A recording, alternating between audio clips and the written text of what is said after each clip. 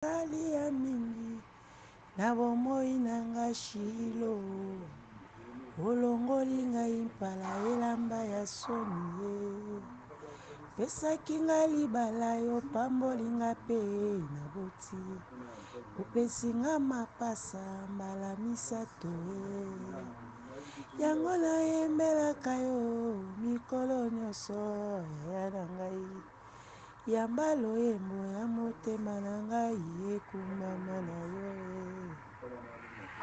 ngai nabengaka yo champion du sele Yesu avoka malamu Yesu dokotolo ngai nabengaka yo général ya bagenero nalingi namona loboko na yo ekumbama na yo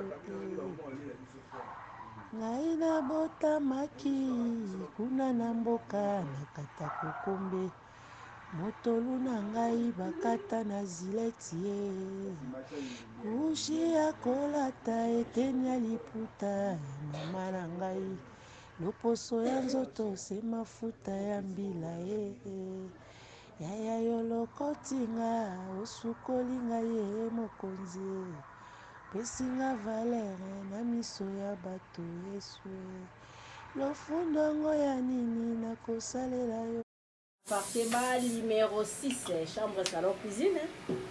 Tozo bongisa parce que tozo yamba mupaya. Bomoni ndenge tosala ka to désinfecter ndako na biso.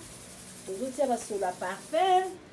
Hein, toza ko désinfecter to longoli ba rideau nyonso tout parce que tozo yamba mupaya. Appartement na biso yango yo eza salon na biso bomoni TV.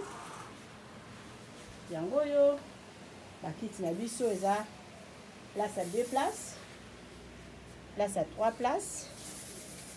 Yango yo et puis place ya mutu moko tozo sala nettoyage bomoni ba brosse na biso toza na tangu ya ko bongisa hein poto ya mbandeko na biso azoya vraiment oza la bienvenue belle bienvenue na kati ya appartement na biso ba bengi appartement numéro 6. Merci.